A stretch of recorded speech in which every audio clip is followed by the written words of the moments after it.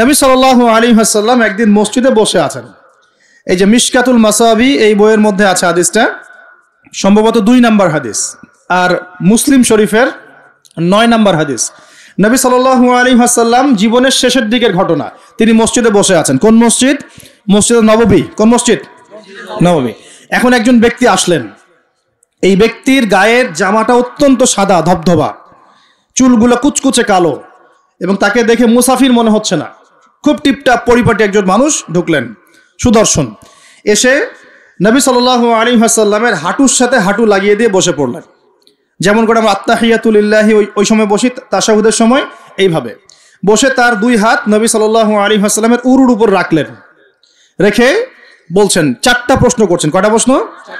প্রথম প্রশ্নই করছেন, ইয়া মুহাম্মদ, বলেন সাল্লাল্লাহু আলাইহি ওয়াসাল্লাম, আখবিরনি আনিল ইসলাম, হে নবী আমাকে ইসলাম সম্পর্কে বলুন। তখন নবীজি বলছেন, ইসলাম হচ্ছে আন তাশহাদা আল্লা ইলাহা ইল্লাল্লাহ ওয়া আন্না মুহাম্মাদান আবদুহু ওয়া রাসূলুহু। ইসলামের প্রথম বিষয় হচ্ছে তুমি আল্লাহই বিশ্বাস করবে, সাক্ষ্য দিবে আল্লাহ ছাড়া কোনো মাবুদ নাই, এবং মুহাম্মদ সাল্লাল্লাহু আলাইহি ওয়াসাল্লাম আল্লাহর বান্দা এবং রাসূল। এরপর আন তুকিমাস সালাহ, এরপর তুমি সালাত কায়েম করবে 5 ওয়াক্ত, ওয়া তুতিয়াজ যাকাত, তুমি যাকাত প্রদান করবে, ও তাসুম রমাদান, রমজান মাসে সওম বা রোজা রাখবে, এবং সামর্থ্য হলে তুমি হজ করবে। সামর্থ্য হলে হজ, এই 5টা হচ্ছে ইসলামের ভিত্তি। তখন যে প্রশ্ন করছে সেই ব্যক্তি বলছে, সাদাক্ত, আপনি সত্য বলেছেন। কি বলছেন? আপনি সত্য বলেছেন। তখন উমর রাদিয়াল্লাহু আনহু পাশ থেকে তিনি খুব অবাক হয়ে গেলেন। তিনি বলছেন, ফাআজিবনা লাহু, আমরা অবাক হলাম তার উত্তর শুনে। ইয়াসআলুহু ওয়া ইউসাদ্দিকুহু, সে নিজেই প্রশ্ন করলো আবার নিজেই উত্তর দিচ্ছে। নিজেই প্রশ্ন করলো ইসলাম কাকে বলে, আবার নিজেই বলছে সত্য বলেছেন আপনি। তার মানে কি উত্তর তার আগে থেকে জানা আছে? উত্তর তার আগে থেকে জানা আছে। তো সবাই অবাক হয়ে গেল। এরপর তিনি দ্বিতীয় প্রশ্ন করলেন এটা, ফাখবিরনি আনিল ঈমান, হে নবী আমাকে ঈমান সম্পর্কে বলেন। কি সম্পর্কে? ঈমান। এই যে গায়েব, গায়েব সম্পর্কে, ঈমান সম্পর্কে বলেন। কারণ ঈমান মানেই গায়েব। ঈমান মানে কি? গায়েব। দেখেন ঈমানের 6টা পিলার নবীজি বললেন। কয় পিলার? 6 পিলার নবীজি বলছেন। এখন ঈমান, আল ঈমান হচ্ছে আন তুমিনা বিল্লাহ, তুমি আল্লাহ বিশ্বাস করবে। কিসে বিশ্বাস করবে? আল্লাহ। দেখা যায়? আল্লাহকে দেখা যায়? আল্লাহ গায়েব না? গায়েব। ওয়া মালাইকাতিহি, আল্লাহর ফেরেশতা মণ্ডলীর প্রতি বিশ্বাস করবে। দেখা যায়? গায়েব না? আচ্ছা। ওয়া কুতুবিহি, আল্লাহ পাকের সমস্ত আসমানি কিতাবে বিশ্বাস করবে। কোরআন ছাড়া বাকিগুলো দেখা যায়? গায়েব না এগুলা? আচ্ছা। ওয়া রুসুলিহি, আল্লাহ পাকের সমস্ত রাসূলগণে বিশ্বাস করবে। দেখা গেছে রাসূল? আমরা কি আমাদের নবীকেও দেখেছি? এগুলো গায়েব না? গায়েব। ওয়াল ইয়াউমিল আখির, পরকালে বিশ্বাস করবে। পরকাল মানে মৃত্যুর পরের জীবন থেকে জান্নাত জাহান্নাম পর্যন্ত দেখেছি আমরা কেউ? এগুলো গায়েব না? গায়েব। ওয়া আন তুমিনা বিল কদরি খায়রিহি ওয়া শাররিহি, এবং তুমি তাকদীর বা ভাগ্যের ভালো মন্দে বিশ্বাস করবে। ভাগ্যকে দেখা যায়? লাউহে মাহফুজ আল্লাহ পাক ভাগ্য লিখেছেন না? দেখা যায়? কেউ জানে আগামীকাল কি হবে? জানে না। এই যে ঈমানের 6টা পিলার, এই 6টা পিলারকে মুখে স্বীকার করতে হয়, মনে বিশ্বাস করতে হয়, কাজেও বাস্তবায়ন করতে হয়। এই 6টা পিলার কি চোখে দেখা যায়? মুত্তাকিদের বৈশিষ্ট্য কি? আল্লাযীনা ইউমিনুনা বিল গায়বি, এই যে 6টা গায়েব, এগুলোতে যারা বিশ্বাস করে তারা হলো মুমিন। তারা কি? সুবহানাল্লাহ। আচ্ছা, আর 2টা প্রশ্ন বলে সামনে যাই। তৃতীয় প্রশ্ন করলেন, আখবিরনি আনিল ইহসান, আমাকে ইহসান সম্পর্কে বলেন। তখন নবীজি বলছেন, ইহসান হচ্ছে আন তা'বুদাল্লাহা কাআন্নাকা তারাহ, তুমি এমন ভাবে আল্লাহর ইবাদত করবে যেন তুমি আল্লাহকে দেখতে পারছো। বলেন সুবহানাল্লাহ। আল্লাহকে দেখা যায়? ওয়া ইল্লাম তাকুন তারাহ, তুমি যদি আল্লাহকে দেখতে না পারো, ফাইন্নাহু ইয়ারাক, তাহলে জেনে রাখবে আল্লাহ তোমাকে ঠিকই দেখছেন। দেখছেন না? এই কনসেপ্টটা, এই কনসিয়াসনেসের নাম হচ্ছে ইহসান, মানে আল্লাহকে হাজির নাজির জেনে ইবাদত করা। এই জিনিসটা যদি সবার ভিতরে থাকতো, কেউ কোনো দুর্নীতি করতে পারতো না, অন্যায় করতে পারতো না, কাউকে ঠকাতে পারতো না, সুদ খেতে পারতো না, ঘুষ খেতে পারতো না। কারণ সে ফিল করতো আর কেউ দেখুক না দেখুক আল্লাহ পাক আমাকে দেখছেন। এই জিনিসটা থাকলেই মানুষ পাপ থেকে দূরে থাকতে পারতো। আল্লাহ পাক আমাদেরকে ইহসান দান করুন বলি আমি। এটাই কিন্তু সুফিজমের একটা ভালো অংশ। অনেকে এটাকে সম্পূর্ণ বলেন যেটা প্রয়োজন নাই, হয়তো এরকম কথা আসে, কিন্তু এটা আধ্যাত্মিকত্বের দরকার আছে। এটা হলো ইহসান। এটাকে বলে ইহসানের মধ্য দিয়ে আল্লাহর মারিফত পাওয়া যায়। কি পাওয়া যায়? ইহসানের মধ্য দিয়ে আল্লাহর পরিচয়, আল্লাহর মারিফত পাওয়া যায়। যখন আপনি ফিল করবেন বা আমি ফিল করতে পারবো যে আল্লাহ পাক আমাকে সবসময় দেখছেন, সবসময় আমার সাথে আল্লাহ পাক আছেন। সাথে আছেন মানে কি? আমার পাশে আছেন। আল্লাহ পাক তার জ্ঞান দিয়ে, তার ক্ষমতা দিয়ে সবকিছু দিয়ে আল্লাহ পাক আমাকে পরিবেষ্টন করে রেখেছেন, রাখেন নাই? তার দৃষ্টির বাইরে যাওয়ার ক্ষমতা আমার আছে? তার জ্ঞানের বাইরে যাওয়ার ক্ষমতা আছে? তার ক্ষমতার বাইরে যাওয়ার ক্ষমতা আমার আছে? অতএব এই হলো আল্লাহ কনসিয়াসনেস, যেটাকে আমরা বলি আল্লাহ কনসিয়াসনেস, মানে এহসান। আল্লাহ পাককে হাজির নাজির জেনে ইবাদত করা, এটা হলো এহসান। এটা ইবাদতের অনেক উঁচু স্তর। সবাই কিন্তু শুরুতেই এহসান অর্জন করতে পারে না। আমলের মধ্য দিয়ে, জিকিরের মধ্য দিয়ে, হ্যাঁ, তাহাজ্জুদের মধ্য দিয়ে, ভালো ভালো দান খয়রাত, দান সাদাকা, নামাজ, রোজা, হজ, যাকাত, বিভিন্ন আমলের মধ্য দিয়ে হৃদয় যখন পরিশুদ্ধ হয়, কলব যখন পরিশুদ্ধ হয়, আল্লাহওয়ালা মানুষের সোহবত পায়, আস্তে আস্তে দেখবেন তার মধ্যে আল্লাহর মারিফত চলে আসে। একবারে কিন্তু আসে না, একবারে আসে। এবং জিকির, বেশি বেশি আল্লাহর জিকির করতে হয়। জিকিরেই কলব কি হয়? তাজা হয়, পরিচ্ছন্ন হয়। আর জিকিরের সবচেয়ে শ্রেষ্ঠ জিকির হচ্ছে সালাত। সবচেয়ে শ্রেষ্ঠ জিকির কি? এটাই বলা যিকরুল্লাহি আকবার, এটা হচ্ছে আল্লাহ পাকের সবচেয়ে বড় জিকির। তারপরে অন্যতম বড় জিকির হচ্ছে কোরআন তেলাওয়াত করা। কি করা? কোরআন তেলাওয়াত। এরপরে তো আমাদের তাসবিহ, তাহলিল, জিকির, আজকারগুলো আছেই। তো আসুন, চতুর্থ প্রশ্ন নবীজি করছেন, নবীজিকে করা হচ্ছে ফাখবিরনি আনিস সাআহ। কে প্রশ্ন করছে? ওই ব্যক্তি জিবরাইল আলাইহিস সালাম মানুষের রূপ ধরে এসে প্রশ্ন করছেন। আর বলে রাখি, সাহাবীদের সামনে, সবার সামনে এই একবার মাত্রই তিনি মানুষের রূপ ধরে এসেছেন। সবার সামনে, সবার সামনে পাবলিকলি, নবীর সামনে পাবলিকলি, সাহাবীদের সামনে এই একবার তিনি সবার সামনে মানুষের রূপ ধরে এসেছেন। এটাকে বলে হাদিসে জিবরিল। তখন চতুর্থ প্রশ্ন তিনি করছেন, ইয়া মুহাম্মদ আখবিরনি আনিস সাআহ, আমাকে কিয়ামত সম্পর্কে বলেন। কি সম্পর্কে? কিয়ামত। দেখেন, 4টা মৌলিক প্রশ্নের একটা কিয়ামত সম্পর্কে। তার মানে 25% প্রশ্ন কিয়ামত সম্পর্কে। বুঝতে পারছেন? 4টা মৌলিক প্রশ্নের একটা কিন্তু কিয়ামত সম্পর্কে। কেন প্রশ্ন করলেন? কারণ সচেতনতা, সচেতন থাকা যায় যেন, কিয়ামতের সাইনগুলো দেখা গেলে, নিদর্শন দেখা গেলে সচেতন হওয়া যায় যেন, এজন্যে। হাত গুটিয়ে বসে থাকার জন্য না। প্রশ্ন করছেন কিয়ামত কবে হবে। নবীজি বলছেন, মাল মাসউলু আনহা বিআ'লামা মিনাস সাইল, এই বিষয়ে প্রশ্নকারী উত্তরদাতার চেয়ে বেশি জানে না। মানে উত্তরদাতা এবং প্রশ্নকারীর জ্ঞান এখানে আসলে সমান। এখানে কেউ জানে না কিয়ামত এক্স্যাক্টলি কবে হবে। কেউ কি জানে? জানে না। তখন তিনি আবার প্রশ্ন করছেন, 5 নম্বর প্রশ্ন। কত নম্বর? 5ম প্রশ্ন করছেন, ফাখবিরনি আন আমারাতিহা, তাহলে আমাকে কিছু আলামত বলে দেন। কি বলে দেন? এখন নবী সাল্লাল্লাহু আলাইহি ওয়াসাল্লাম অন্যান্য হাদিসগুলোতে অনেক আলামত বলেছেন, কিন্তু এই হাদিসে গিয়ে মাত্র 2টা আলামত বলছেন। কয়টা? মাত্র 2টা। আমি টুকটাক ক্ষুদ্র গবেষণা করে দেখেছি, বড় বড় যে আলামতগুলো আছে এগুলো বাদ দিয়ে ছোট ছোট যে আলামতগুলো আছে এগুলোকে এই 2টার মধ্যে ফেলে দেয়া যায়। এই 2টোর মধ্যেই ফেলে দেয়া যায়। এটা পরে বোঝাবো ইনশাআল্লাহ। তো নবীজি বলছেন মাত্র 2টো আলামত কিয়ামতের। কয়টা? একটা বলছেন তিনি, আনতালিদাল আমাতু রাব্বাতুহা, আনতালিদাল আমাতু রাব্বাতুহা, দাসী তার মনিবকে জন্ম দিবে। কি করবে? দাসী তার মনিবকে জন্ম দিবে। এবার দাসী কেমন করে মনিবকে জন্ম দেয়? দাসী বোঝেন কিনা? এখন তো দাসীর সিস্টেমটা নাই, আছে? এখন নাই, কিন্তু ইসলামে তো আছে, আছে না? আচ্ছা, দাসী মনিবকে জন্ম দিবে কিভাবে? এখানে 3টা ব্যাখ্যা পাওয়া যায়। একটা হচ্ছে যে পিতা মাতার সাথে শেষ জামানায় দাস দাসীর মতো আচরণ করা হবে। করা হচ্ছে কিনা? হচ্ছে না? অবশ্যই হচ্ছে। সম্পত্তির জন্য সন্তান পিতাকে হত্যা পর্যন্ত করছে কিনা? করছে না? এগুলো অহরহ হচ্ছে। জানি না আপনাদের অবস্থা কেমন। বড় বড় শহরগুলোর অবস্থা ভালো না। নীতি নৈতিকতা, সামাজিক মূল্যবোধ আস্তে আস্তে দিন দিন অবক্ষয় হচ্ছে না? হচ্ছে। এগুলো থেকে ফেরাবে কে? ইসলাম অন্য কিছু ফেরাতে পারবে? আসুন, দাসী মনিবকে জন্ম দিবে একটা ব্যাখ্যা হলো পিতা মাতার সাথে দাস দাসীর মতো আচরণ করা হবে, যেটা এখন হচ্ছে। বৃদ্ধাশ্রমের প্রয়োজন ছিল আগে, এখন দিন দিন বৃদ্ধাশ্রম বাড়ছে না? শেষ বয়সে গিয়ে আমাদের পিতা মাতারা একা হয়ে যাচ্ছে না?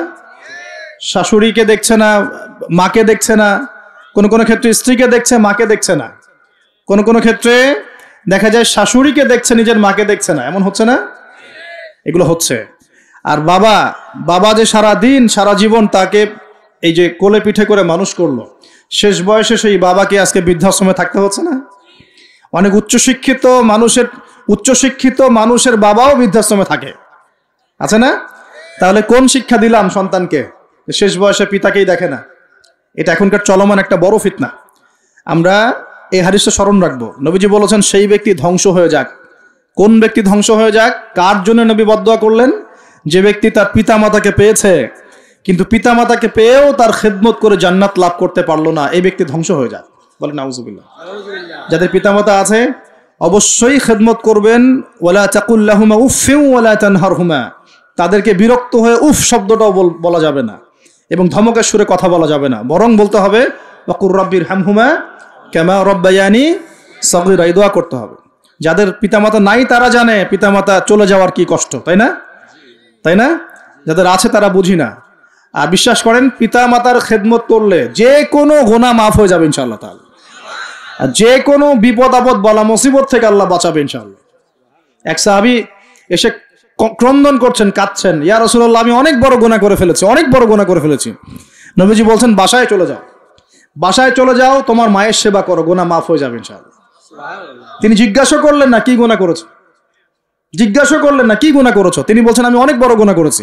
নবীজি বললেন বাসায় চলে যাও, আল্লাহর কাছে ক্ষমা চাও, মায়ের খেদমত করো, গুনাহ মাফ হয়ে যাবে ইনশাআল্লাহ। এরকম ঘটনা আরেকটা ঘটেছিল। তখন নবীজি বলেছিলেন বাসায় যাও, তোমার পিতামাতার খেদমত করো, গুনাহ মাফ হবে। তখন সেই সাহাবী বলছিলেন আমার তো মা বেঁচে নাই, আমার তো মা বেঁচে নাই। তখন নবীজি বলছেন খালা বেঁচে আছে কিনা? খালা বেঁচে আছে, খালার সেবা করো। খালার সেবা করে কয়জন? খালার খোঁজ খবর নেয় কয়জন? এই বিষয়গুলো খেয়াল রাখবেন। যদি আপনি আমি চাই, এটা একটা হাদিস, যদি আপনি আমি চাই, পছন্দ করি যে আল্লাহ পাক আমাকে বেহিসাব রিজিক দান করুক, চাই না আমরা? রিজিক মানে সম্মান, জ্ঞান, খাবার, কাপড়, বাসস্থান, রিজিক, সবকিছু রিজিক, আমাদের সবকিছু রিজিক। জ্ঞানও আমাদের রিজিক, রিজিক না? সুস্থতা রিজিক না? খাবার, কাপড় চোপড়, বাসস্থান, সন্তান সন্ততি, স্ত্রী সন্তান, এগুলো কি রিজিক না? যদি আপনি চান রিজিক প্রশস্ত হোক তাহলে একটা কাজ করবেন, একটা কাজ, সেই কাজটা হচ্ছে আত্মীয়তার সম্পর্ক বজায় রাখবেন। কি করবেন? আত্মীয়তার সম্পর্ক বজায় রাখবেন। আত্মীয়তার সম্পর্ক বজায় রাখার জন্য কিছু মৌসুম আসে, যেমন রমজান মাস একটা মৌসুম। এই রমজান মাসে নিজে খাবেন, আত্মীয়দেরকে হাদিয়া দিবেন, তাদের বাসায় রমজানের বাজার পৌঁছে দিবেন, ঈদের হাদিয়া পৌঁছে দিবেন, আত্মীয়তার সম্পর্ক জোড়া লাগবে। কোন কোন ক্ষেত্রে মাহফিলে দান করার চাইতে নিকট আত্মীয় পরিবারের পিছনে খরচ করলে বেশি নেকি হয়। বিশ্বাস করলেন না? মনে করতে পারে এটা তো আল্লাহর রাস্তায় ব্যয়, এর চেয়ে কি বড় ব্যয় হতে পারে? হ্যাঁ হতে পারে। সবচেয়ে উত্তম ব্যয় হচ্ছে আপনার পরিবারের পিছনে ব্যয়। হালাল টাকা থেকে, হালাল উপার্জন থেকে যে ব্যয়টা আপনি পরিবারের পিছনে করেন, এটা সর্বশ্রেষ্ঠ ব্যয়। আর আত্মীয়দেরকে দান খয়রাত করলে বা তাদেরকে হাদিয়া দিলে দুইটা বেনিফিট, একটা হলো দানের তো নেকি পাবেনই আপনি, আবার আত্মীয়তার সম্পর্ক রক্ষার নেকি পাবেন। যখন আল্লাহ পাক সমস্ত সৃষ্টি করলেন মহাবিশ্বের, আর বিশ্বাস করেন প্রত্যেকটা সৃষ্টির কিন্তু প্রাণ আছে, বিশ্বাস করেন না? আকাশেরও জীবন আছে, এই মাটিরও জীবন আছে, পাহাড়ের জীবন আছে, সমুদ্রের জীবন আছে, সবকিছুর জীবন আছে। ওই সায়েন্স আমাদেরকে যেটা শেখায় এটা জীব, এটা জড়, এই সংজ্ঞা ঠিক না, এই সংজ্ঞা ঠিক না। তখন আল্লাহ পাক বলছেন যে শোনো, তোমার ব্যাপারে আমার ফয়সালা এবং ওয়াদা হচ্ছে যে তোমাকে টিকিয়ে রাখবে, যে তোমাকে টিকিয়ে রাখবে আমি তার ব্যাপারে খুব রহম হব, দয়ালু হব ইনশাআল্লাহ। আর যে তোমাকে নষ্ট করে ফেলবে তার সাথে আমি সম্পর্ক নষ্ট করে ফেলবো। আত্মীয়তার সম্পর্ক খুব ইম্পর্টেন্ট। তো রিজিক যদি প্রশস্ত হতে চান তাহলে অবশ্যই আত্মীয়তার সম্পর্ক বজায় রাখবে, ঠিক আছে? আল্লাহ তৌফিক দান করুন, আমিন। আর শেষ জামানায় তো ভাই বাবা ছেলের সাথে দূরত্ব, মা ছেলের সাথে দূরত্ব, ভাই ভাইকে দেখতে পারে না।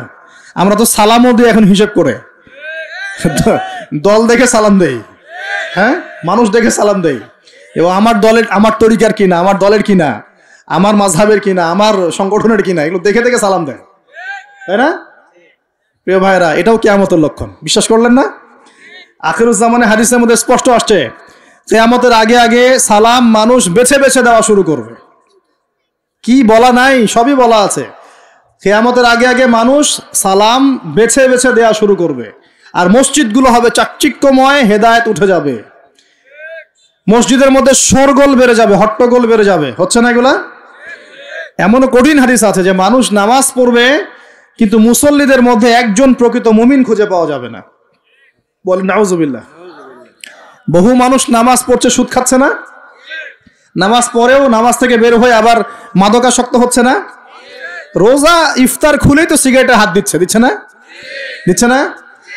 নামাজ পড়েও জেনা করছে না মানুষ, নামাজ পড়েও গার্লফ্রেন্ডের সাথে সম্পর্ক রাখছে না, নামাজ পড়েও এদিকে পর্নোগ্রাফি দেখছে না। নামাজ তো সমস্ত পাপ থেকে মানুষকে দূরে রাখার কথা। যখন নামাজ পড়েও আমরা কবিরা গুনাহ করছি, মানে নামাজ তো কবুল হচ্ছে না, হয়তোবা নামাজ সেরকম হচ্ছে না যেমনটা হওয়া উচিত ছিল। অতএব এই হাদিসটাও ঠিক আছে যে নামাজ পড়বে মানুষ, কিন্তু প্রকৃত মুমিন ব্যক্তি খুঁজে পাওয়া যাবে না, এটা ঠিক আছে হাদিস। এখন আসুন, একটা ব্যাখ্যা হতে পারে দাসী মনিবকে জন্ম দেওয়ার, যে পিতা মাতার সাথে দাস দাসীর মতো আচরণ করা হবে। আরেকটা ব্যাখ্যা কি হতে পারে? আরেকটা ব্যাখ্যা হচ্ছে সত্যি সত্যি দাসী মনিবকে জন্ম দিতে পারে। কিভাবে? এটা এই বিশ্ব না আসলে আমরা ব্যাখ্যা করতে পারতাম না। কিরকম করে জানেন? মনে করেন সিঙ্গাপুর একটা কান্ট্রি, কি কান্ট্রির নাম? সিঙ্গাপুর। ওখানে মেয়েরা খুব first lane of life lead করে। ওদের সন্তান নেয়ার সময় নাই, সন্তান জন্ম দেওয়ার ফুরসত নাই। সন্তান জন্ম দিব, বিয়ে শাদী করবো, একদম অনেক ঝামেলার কাজ। কেরিয়ার আছে সামনে, না কেরিয়ার, নিজের পায়ে দাঁড়াতে হবে, চাকরি বাকরি, অনেক কাজ। তখন তারা কি করে? দরিদ্র কান্ট্রি থেকে কিছু মেয়েদেরকে হায়ার করে। দরিদ্র কান্ট্রি ধরেন শ্রীলঙ্কা, ইন্দোনেশিয়া, হ্যাঁ, বা সাউথ এশিয়ান কিছু কিছু কান্ট্রি থাকতে পারে। দরিদ্র কান্ট্রি থেকে মেয়েদেরকে হায়ার করে নিয়ে ওই মেয়ের গর্ভাশয়, যেটা আমরা বলি গর্ভাশয়, এখানে ওই পুরুষের শুক্রাণুকে ইনজেক্ট করে প্রযুক্তির মাধ্যমে শুক্রাণু ডিম্বাণু মিলন ঘটায়। ঘটানোর পর এই মেয়ের ভিতরে বাচ্চা আস্তে আস্তে বয়স, খুব ভালো মন্দ খাওয়ানো হয় এই মেয়েটা যে গর্ভধারণ করছে, একে খুব ভালো মন্দ খাওয়ানো হয়, ফ্রেশ খাবার, ফ্রেশ পানি। 9 মাস পর বাচ্চাকে যখন সে খালাস করে, তখন এই বাচ্চাকে তারা নিয়ে নেয়, বিনিময়ে এই মেয়েটাকে পারিশ্রমিক দেওয়া হয়, $, $10,000, $20,000 দিয়ে ওকে খালাস, চলে গেল। এখন এই যে সন্তানটা জন্ম হলো, এই সন্তানটা হচ্ছে মনিবের, আর এই যে দাসী তার মনিবকে জন্ম দিয়ে চলে গেল। দেখলেন বাস্তবতা এটা এসেছে, এটা বাস্তবে এসেছে। এরকম পশ্চিমের কিছু কিছু কান্ট্রিতে এই সিস্টেমে বাচ্চা নেওয়া হয়। এখন শুনলে অবাক হয়ে যাবেন, আমাদের মাথায় তো নাই এগুলো, অবাক তো হবেনি। যেটা আমাদের কাছে অস্বাভাবিক, অবাক হবেন না? এভাবে দাসী মনিবকে জন্ম দিচ্ছে এই যুগে। আরেকটা ব্যাখ্যা, এটা আমার কাছে সবচেয়ে প্রিয় ব্যাখ্যা আর কি, সেটা হলো দাসী মনিবকে জন্ম দেওয়ার ব্যাখ্যা এক্সটেন্ডেড ওলামায়ে কেরাম করেছেন যে সে জামানায় গিয়ে সমাজে ন্যায় অন্যায়, সত্য মিথ্যা, হালাল হারাম, এই যে মানদণ্ডটা আছে, এটা উল্টে যাবে আর কি। বুঝতে পারছেন না মনে হয়? ন্যায় হবে অন্যায়, অন্যায় হবে ন্যায়, হালাল হয়ে যাবে হারাম, হারাম হয়ে যাবে হালাল, সত্য হয়ে যাবে মিথ্যা, মিথ্যা হবে সত্য। এগুলো হচ্ছে কি না? সবচেয়ে মিথ্যাবাদী ব্যক্তিকে সমাজে মানুষ বলছে সত্যবাদী ব্যক্তি। সবচেয়ে যে করাপ্টেড মানুষ, তাকে বলা হচ্ছে আমানতদার ব্যক্তি। যার চরিত্র সবচেয়ে খারাপ, বলা হচ্ছে একদম পবিত্র চরিত্র। হ্যাঁ, একজন মদখোর মানুষ, তাকে বলা হচ্ছে খুব সম্মানী মানুষ। হ্যাঁ, একজন বেনামাজি মানুষ, কোনোদিন মসজিদের ধার কাছেও আসে না, তাকে বলা হচ্ছে খুব উন্নত চরিত্রের মানুষ, খুব ভালো মানুষ। আর যারা সত্যিকারের সৎ, মুত্তাকি, পরহেজগার, তাদেরকে পদে পদে বাধা পেতে হচ্ছে। এখন হচ্ছে না? মানুষ হালালকে হারাম করে নিচ্ছে। যেমন মদকে মানুষ আগে হারাম মনে করতো, আস্তে আস্তে এখন মাশাআল্লাহ, আস্তাগফিরুল্লাহ, এটা হালাল করে নেওয়া হচ্ছে। হালাল করে নেওয়া হচ্ছে না? মাঝে মাঝে পত্রিকা কিছু রিপোর্ট দেখি, রিপোর্টগুলো দেখলে আসলে কষ্ট হয়। একটা মদের ব্র্যান্ডের নাম দিয়ে বলছে যে এই বছর তারা মদ বিক্রি করে 4,500 কোটি টাকা আর্ন করেছে। কি খুশি, কি খুশির কথা! এবং এতে করে বড় অঙ্কের রাজস্ব আমরা পেয়েছি। বাপ রে বাপ, কি একটা প্রোগ্রেস! এই হারামের টাকা না ঢুকলে মনে হয় রাষ্ট্র নষ্টই হয়ে যেত, ভাবটা এমন। হ্যাঁ, এবছর সুদের মধ্য দিয়ে প্রোগ্রেস হয়েছে আমাদের এত কোটি টাকা, শাবাশ! এই তো মুসলমান নাকি? তো এখন যেগুলো হালাল ছিল সেগুলোকে মানুষ আস্তে আস্তে হারাম করছে, আর হারামগুলোকে আবার হালাল করে নিচ্ছে কি না? দেখেন তো কত পার্সেন্ট মানুষ পরিপূর্ণ সুদমুক্ত জীবনযাপন করতে পারে। এই যে সুদ থেকে দূরে থাকার পরেও মাঝে মাঝে মেসেজ আসে, দেখবেন যে আপনার এই ব্যালেন্সে 92 পয়েন্ট এত টাকা ইন্টারেস্ট দেওয়া হয়েছে। আসে না? খাবেন না, জোর করে খাওয়াবে। নবী সাল্লাল্লাহু আলাইহি ওয়াসাল্লাম এটাই বলছেন শেষ জামানা সম্পর্কে। ওই জামানায় সুদের ব্যাপক প্রচলন ঘটবে, এবং যে ব্যক্তি এখান থেকে দূরে থাকতে চাইবে তার গায়েও সুদের ছিটাফোঁটা গিয়ে লাগবে। এটা লাগছে কিনা? এখন লাগছে। এটা কেমন পাপ? আল্লাহ নবী বলছেন এটা মায়ের সাথে জেনা করার মতো পাপ। এটা কেমন পাপ? আল্লাহ বলছেন আল্লাহ এবং তার রাসূলের সাথে যুদ্ধ করার মতো পাপ।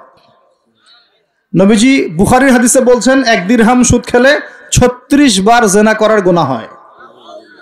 এটা এমন পাপ।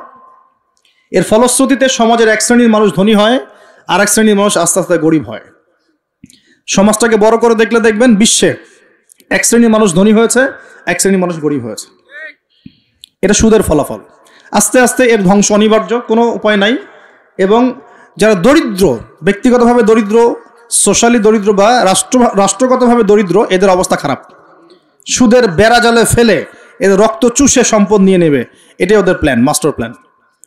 এবং যখন সুদের মধ্যে একটা জাতি পড়ে যায়, এর পুরো ব্লেম সবার উপরে চলে আসে, সবাই সুদের আন্ডারে চলে আসবে।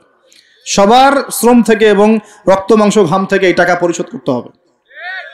আপনারা হয়তো ইকোনমিক্স কতটুকু বোঝেন আমি জানি না, আর এগুলো ওয়াজ মাহফিলে বলার মতোও বিষয় নয়। ওয়ার্ল্ডে যারা ইকোনমিক বিষয়গুলো ডিল করে, এরা সুদ ছাড়া কোনো লোন আপনাকে দিবে না, বিনা সুদে কোনো লোন আপনাকে দিবে না। এখন এই সুদটার লোনটা আপনাকে শোধ করতে হবে না? সুদের লোন শোধ করতে হলে আপনাকে জনগণের শ্রম থেকেই সুদটা শোধ করতে হবে, অথবা আপনাকে আপনার নিজের রাষ্ট্রের প্রবৃদ্ধি বাড়িয়ে ওই টাকাটা শোধ করতে হবে। যেভাবেই হোক শোধ করতে হবে। তখন সবার উপরে সেই ব্লেমটা চলে আসবে, আসবে কি না? এখান থেকে বের হওয়াও খুব কঠিন। এখন বের হওয়া খুব কঠিন। আল্লাহ পাক আমাদের জন্য সহজ করুন, দোয়া করে। কঠিন তবে অসম্ভব নয়, কঠিন তবে অসম্ভব নয়। দান সৎকা বাড়াতে হবে, জাকাতগুলো প্রদান করার সিস্টেম তৈরি করতে হবে। ওসর দিবেন, গবাদি পশুর জাকাত দিবেন, এবং অপচয় কমাবেন, দুর্নীতি কমাবেন। টাকার 2 নাম্বারই কমিয়ে দিলে এবং আমানতের খেয়ানত কমিয়ে দিলেই ইনশাআল্লাহ একটা জাতির জন্য আল্লাহ পাক আসমান এবং জমিনের বরকতের দরজা খুলে দেবে ইনশাআল্লাহ। আল্লাহ ওয়াদা করেছেন। এটা এইভাবে সলভ হওয়া সম্ভব। পরে বলবো কিছু কথা ইনশাআল্লাহ। তো এখানে আমার কাছে এই ব্যাখ্যাটা বেশি পছন্দ। নবীজিকে বলছেন কিয়ামতের সাইন বলেন, কিছু সাইন বলেন। নবীজি বলছেন দাসী মনিবকে জন্ম দিবে, তার অন্যতম ব্যাখ্যা হলো শেষ জামানায় হক বাতিল, ন্যায় অন্যায়, সত্য মিথ্যার মানদণ্ড উল্টে যাবে। এটা হয়েছে কি না? আরেকটা সাইন তিনি বলেছেন, এটা ভালো করে শোনেন। নবীজি বলছেন সাল্লাল্লাহু আলাইহি ওয়াসাল্লাম যে কিয়ামতের আগে আগে ওয়ান্তারাল হুফাতাল উরাতাল আলাতা রিয়া আশ-শাই ইয়াতাতাওয়ালুনা ফিল বুনিয়ান। নবীজি বলছেন কিয়ামতের অন্যতম নিদর্শন হবে সমাজের সবচেয়ে নিকৃষ্ট শ্রেণীর মানুষ। নিকৃষ্ট বলতে দরিদ্র, একদম দরিদ্র, যার পায়ে স্যান্ডেল পরার টাকা ছিল না, গায়ে জামা কেনার টাকা ছিল না।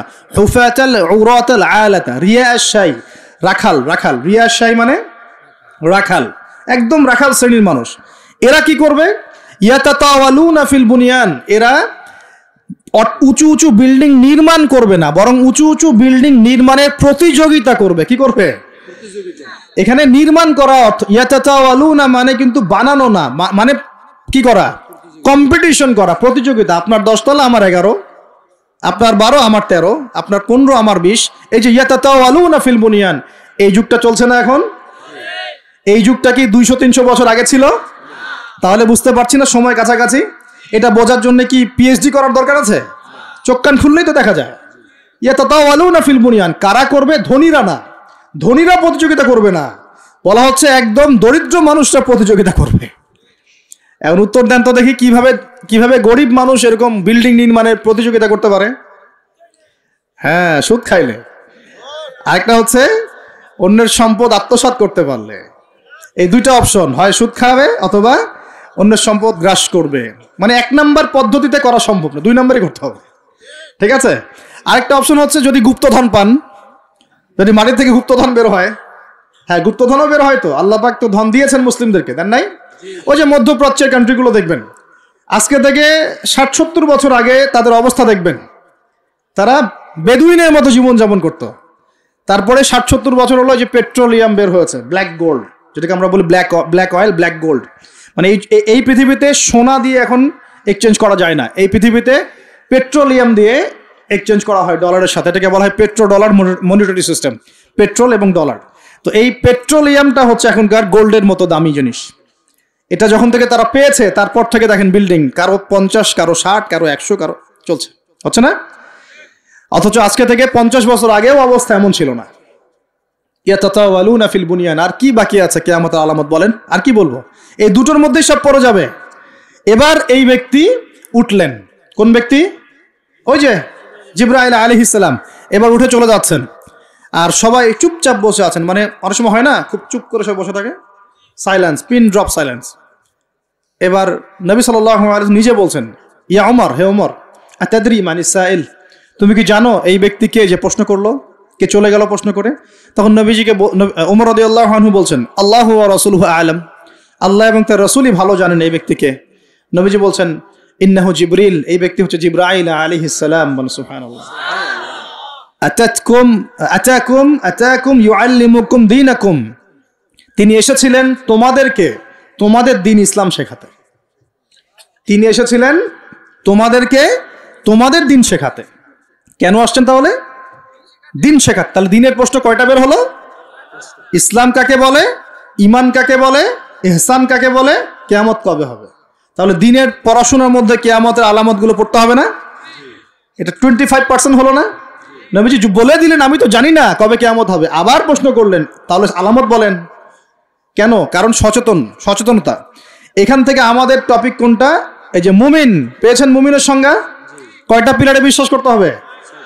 পিলারগুলো বলেন। আল্লাহে বিশ্বাস 1, 2 নাম্বার ফেরেশতা মণ্ডলীতে বিশ্বাস, 3 নাম্বার আসমানি কিতাব সমূহে বিশ্বাস, 4 নাম্বার নবী রাসূলগণে বিশ্বাস, 5 পরকালের জীবনে বিশ্বাস, আর 6 তাকদীর ভাগ্যের ভালো মন্দে বিশ্বাস। এই 6টা কি গায়েব কিনা? এখন একটু বোঝেন বর্তমান বিশ্বের সাথে আমাদের সংঘর্ষ কোথায়, একটু বোঝেন এবার।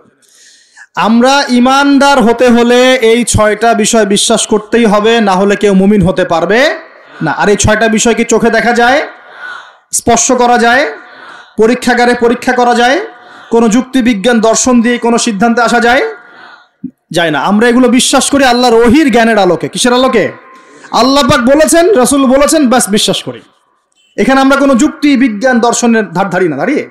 আচ্ছা, কিন্তু এখনকার পশ্চিমা শিক্ষা ব্যবস্থা, যার ছোঁয়া এখন পুরো বিশ্বেই লেগে গেছে, প্রায় অলমোস্ট এভরি কান্ট্রিতে, তাদের জ্ঞানতাত্ত্বিক একটা সংজ্ঞা আছে, দর্শন আছে। কি সেটা?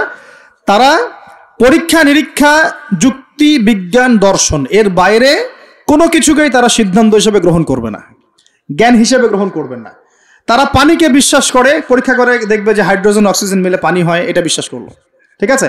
তারা কঠিন তরল বায়বীয় পদার্থে বিশ্বাস করে, তারা চাঁদে বিশ্বাস করে, তারা মঙ্গল গ্রহে বিশ্বাস করে, ইত্যাদি ইত্যাদি। কিন্তু তারা এই চাঁদ, মঙ্গল গ্রহ, মহাবিশ্বের স্রষ্টাকে বিশ্বাস করে না, কারণ তাকে দেখা যায় না। আমি কি বোঝাতে পারছি পার্থক্য কোন জায়গায়?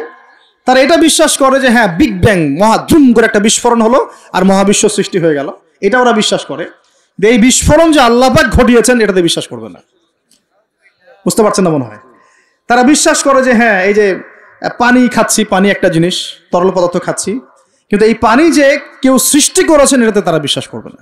তারা মনে করে হাইড্রোজেন অক্সিজেন মিলে পানি হয়, কে সৃষ্টি করলো সেটা তিনি বিশ্বাস করবে না। এটাকে আমরা ফিলোসফির ভাষায় বলি এপিস্টিমোলজি। কি বলি? খুব কঠিন শব্দ। এপিস্টিমোলজি মানে হলো জ্ঞান তত্ত্ব। কি তত্ত্ব? ওদের জ্ঞান তত্ত্ব হচ্ছে যে পরীক্ষা নিরীক্ষা পর্যবেক্ষণ ছাড়া কোনো জ্ঞান নেওয়া যাবে না। কিন্তু আমরা দেখি আল্লাহকে আমরা পরীক্ষাগারে পরীক্ষা করতে পারবো?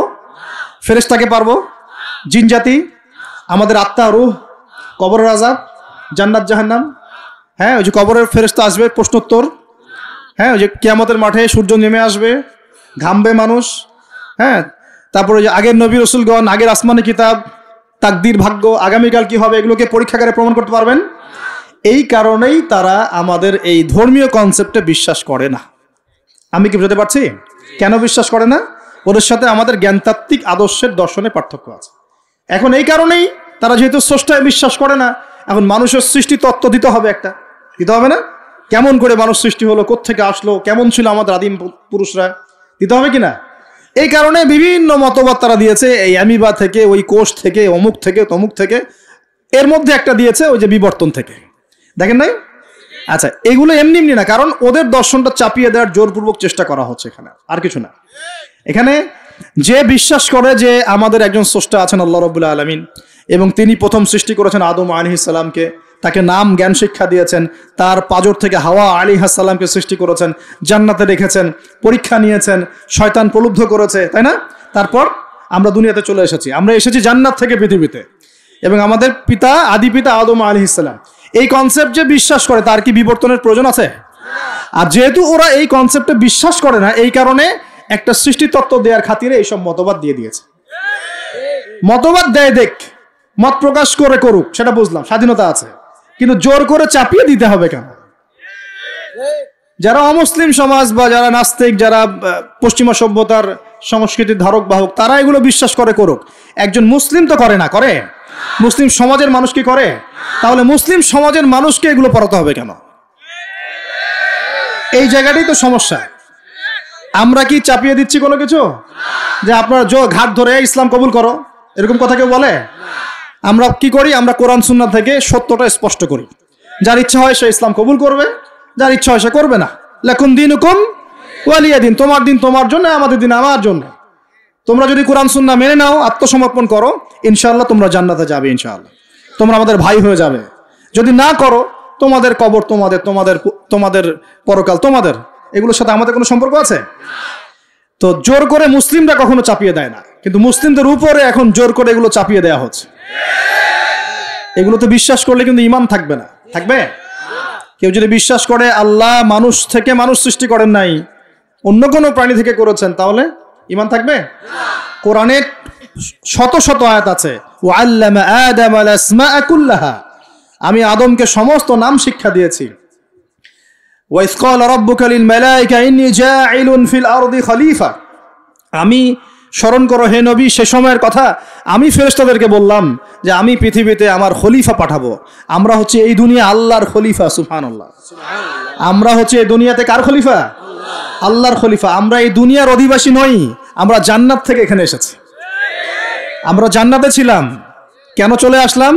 শয়তান ওই যে আমাদেরকে প্রলুব্ধ করেছিল। সূরা তাহা পড়বেন, আল্লাহ পাক ওখানে বলেছেন, শয়তান গিয়ে আদম আলাইহিস সালামকে বলছিল, ইয়া আদম, হে আদম, আল আদুল্লুকা, আমি কি তোমাকে বলে দিব, জানাবো কি, আলা শাজারাতিল খুলদি ওয়া মুলকিন লা ইয়াবলা, এমন গাছের কথা বলবো যার কাছে গেলে বা যার ফল খেলে তুমি রাজত্ব পাবে, চিরস্থায়ী রাজত্ব পাবে এবং কোনোদিন মরবে না। এই দুটো টোপ দিয়েছে, রাজত্ব পাবে, অমরত্ব পাবে।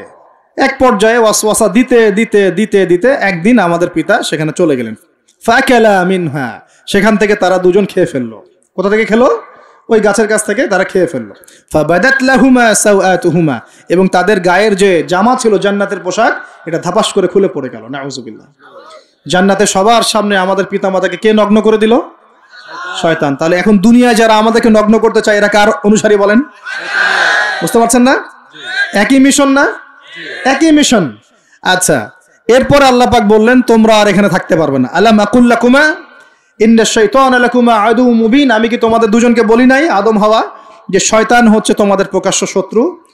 তখন তারা বললেন রব্বানা যালামনা আনফুসানা, বলেন রব্বানা যালামনা আনফুসানা ওয়া ইল্লাম তাগফির লানা ওয়া তারহামনা লানাকুনান্না মিনাল খাসিরিন। এই দোয়া করলেন, আল্লাহ মাফ করে দিলেন, আলহামদুলিল্লাহ। কিন্তু দুনিয়া আর জান্নাতে থাকা হলো না। কুল নাহবিতু মিনহা জামিআ, আল্লাহ বলছেন আমি বললাম তোমরা সবাই নেমে যাও। কোথায় নেমে যাও? পৃথিবীতে নেমে যাও। তার মানে পৃথিবী আগে ছিল না পরে সৃষ্টি করা হয়েছে? পৃথিবী আগেই ছিল। পৃথিবী কি আগে থেকেই ছিল? কুল নাহবিতু মিনহা জামিআ ফাইম্মা ইয়াতিয়ান্নাকুম মিন্নি হুদান, তোমরা নেমে যাও পৃথিবীতে একসাথে, আর তোমাদের কাছে আমার পক্ষ থেকে প্রত্যেক যুগে যুগে হেদায়েত আসবে। কি আসবে? এই যে তাওরাত হেদায়েত ছিল না? তাওরাত, জাবুর, ইনজিল সব হেদায়েত ছিল। ঠিক ওই সিলসিলাতেই এসেছে কি? আল কোরআন। ফামান তাবিআ হুদায়া, যারা আমার হেদায়েত মেনে নিবে, ফালা খাউফুন আলাইহিম ওয়ালা হুম ইয়াহজানুন, তাদের কোনো ভয় নাই, কোনো দুশ্চিন্তা নাই। যে জান্নাত থেকে এসেছো ওখানে ফিরে যাবে ইনশাআল্লাহ তাআলা। আমরা এসেছি পৃথিবীতে জান্নাত থেকে, এখানে পরীক্ষা দিচ্ছি, উদ্দেশ্য আবার সেই জান্নাতেই ফিরে যাওয়া। আমরা এখানে থাকতে আসি নাই তো, থাকতে আসছি। আমরা এখানে আসছি জান্নাত থেকে, ফিরে যাব কোথায়? ইনশাআল্লাহ জান্নাতে, ইনশাআল্লাহ জান্নাতে। আর জান্নাতীদের 120 কাতার হবে। কত কাতার? 120 কাতার। তার মধ্যে 80 কাতার হবে উম্মতে মুহাম্মাদি, বলেন সুবহানাল্লাহ। আর এই উম্মতে মুহাম্মাদির মধ্যে আরো 70,000 স্পেশাল মানুষ আছে। কত হাজার? যারা বিনা হিসেবে, বিনা আযাবে ডাইরেক্ট জান্নাতে যাবে ইনশাআল্লাহ। তবে অন্য একটা হাদিসে আসছে যে প্রত্যেক হাজারের সাথে আরো 70,000। তবে শর্ত কঠিন। কিরকম শর্ত? সাহাবীরা বসে ডিসকাস করছেন কে হতে পারে তারা। কেউ বলছেন তারা হয়তো প্রথম দিকের মুসলিমরা হবেন, কেউ বলছেন তারা হয়তো মুজাহিদরা হবেন, কেউ বলছেন তারা বদর যুদ্ধের সাহাবীরা হবেন ইত্যাদি। তখন নবী সাল্লাল্লাহু আলাইহি ওয়াসাল্লাম আবার চলে আসলেন, ব্যাক করলেন। ব্যাক করে বলছেন তোমরা কি এই বিষয়ে কি বিষয়ে কথা বলছিলে? তখন সাহাবীরা বললেন আমরা তো ডিসকাস করছিলাম যে কারা হতে পারে সেই 70,000। নবীজি বললেন শোনো, ওই 70,000 মানুষ, এক নাম্বার ওই 70,000 মানুষ পাখি উড়িয়ে ভাগ্য গণনা করে না। প্রথম কাজটা কি? মানে তারা ইসলাম এত কঠিনভাবে পালন করে যে পাখি উড়িয়ে ভাগ্য গণনা বা হাত দেখা, রাশিফল, এরকম শিরিকের ধার কাছেও নাই। তারা শিরিকের ধার কাছেও নাই। 2 নাম্বার, তারা আগুনের শেখা বা উল্কি দিয়ে, এই ট্যাটু আছে না, ট্যাটু উল্কি আঁকে আগুন দিয়ে, এই ধরনের ট্যাটু উল্কি তারা আঁকে না শরীরের মধ্যে। এইসব কুলক্ষণে সুলক্ষণে তারা বিশ্বাস করে না। 3 নাম্বার, তারা অবৈধ ঝাড়ফুঁক করে না। অবৈধ ঝাড়ফুঁক করে না। বৈধ ঝাড়ফুঁক করা যাবে। সূরা ফাতিহা পড়ে ঝাড়ফুঁক করা যাবে, সূরা ফালাক নাস ইখলাস পড়ে পড়া যাবে, আয়াতুল কুরসি পড়ে পড়া যাবে, কোরআন হাদিস দিয়ে ঝাড়ফুঁক করা যাবে। কিন্তু অবৈধ কিছু ঝাড়ফুঁক আছে না, তান্ত্রিক কবিরাজদের কাছে মানুষ করে, এগুলো করা যাবে না। আর 4 নাম্বার হচ্ছে তারা সর্বাবস্থায় এক আল্লাহর উপরে তাওয়াক্কুল করে, ভরসা করে, আল্লাহর প্রতি তাওয়াক্কুল করে। এরা হচ্ছে সেই 70,000 মানুষের মধ্যে থাকবে ইনশাআল্লাহ। এক সাহাবী দাঁড়িয়ে বললেন, ওয়াকাশা দাঁড়িয়ে বলছেন যে ইয়া রাসূলুল্লাহ, আমার জন্য দোয়া করেন, আমি যেন সেই 70,000-এর মধ্যে থাকতে পারি। নবীজি বললেন, হ্যাঁ তুমি 70,000-এর মধ্যে একজন, যাও। এরপর আরো 2 জন সাহাবী দাঁড়িয়ে গেলেন, আমার জন্য দোয়া করেন। নবীজি বললেন, না, ওয়াকাশা অগ্রগামী হয়েছে। এভাবে সবার জন্য দোয়া করতে থাকলে দরজা কি হতো? বন্ধ হয়ে যেত। তো এই দরজা খোলা আছে।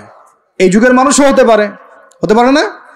যে ব্যক্তি শিরক করে না, আল্লাহ ভরসা করে, কোন রকম কুলক্ষণে বিশ্বাস করে না, ইসলাম পরিপূর্ণরূপে পালন করে, ইনশাআল্লাহ তাআলা আল্লাহ চাইলে তাদেরকে আল্লাহ পাক 70,000-এর মধ্যে আশ্রয় দিবেন, অংশ দিবেন ইনশাআল্লাহ তাআলা। তো আমরা বলছিলাম যে আমরা কোত্থেকে আসছি ভাই? জান্নাত থেকে। কোথায় যাব? ইনশাআল্লাহ। এর মাঝখানে শয়তানের পথ রয়েছে কিছু, শয়তানের ফিতনা। কি ফিতনা? শয়তান চায়, শয়তান কিন্তু ওয়াদা করে আসছে, চ্যালেঞ্জ করে আসছে আল্লাহর কাছে। কি করছে? চ্যালেঞ্জ। শয়তান কি চ্যালেঞ্জ করছে জানেন? শয়তান চ্যালেঞ্জ করছে যে রব্বি, শয়তান বলছে রব্বি মানে হে আমার রব। শয়তান কিন্তু আস্তিক, শয়তান কিন্তু আল্লাহকে বিশ্বাস করে। সে বলছে রব্বি, হে আমার রব, আনজিরনি, আমাকে অবকাশ দিন, ইলা ইয়াউমি ইউবআসুন, কিয়ামত দিবস পর্যন্ত অবকাশ দিন। আল্লাহ বলছেন ফাইন্নাকা মিনাল মুনজারিন, যাও, তোমাকে অবকাশ দেওয়া হলো। কিয়ামত পর্যন্ত সময় আল্লাহর কাছে এমন বড় কিছু নয়, খুব সামান্য। এবার সে বলছে রব্বি ফাবিমা আগওয়াইতানি, হে আল্লাহ, যে আদমের জন্য আজকে আমাকে জান্নাত থেকে বের করে দেয়া হলো সিজদা না করার কারণে, লা আকুদান্না লাহু সিরাতাকাল মুস্তাকিম, ওই আদমকে জাহান্নামে নেয়ার জন্য আমি সরল পথে ওত পেতে বসে থাকবো। বসে থাকে না শয়তান? সুম্মা লাআতিয়ান্না মিন বাইনি আইদিহিম, খুব ভালো করে জায়গাটা বোঝেন প্রিয় ভাইরা। শয়তান চ্যালেঞ্জ করে বলছে সুম্মা, এর পরে আমি আসব আদম সন্তানের সামন থেকে। কোত্থেকে?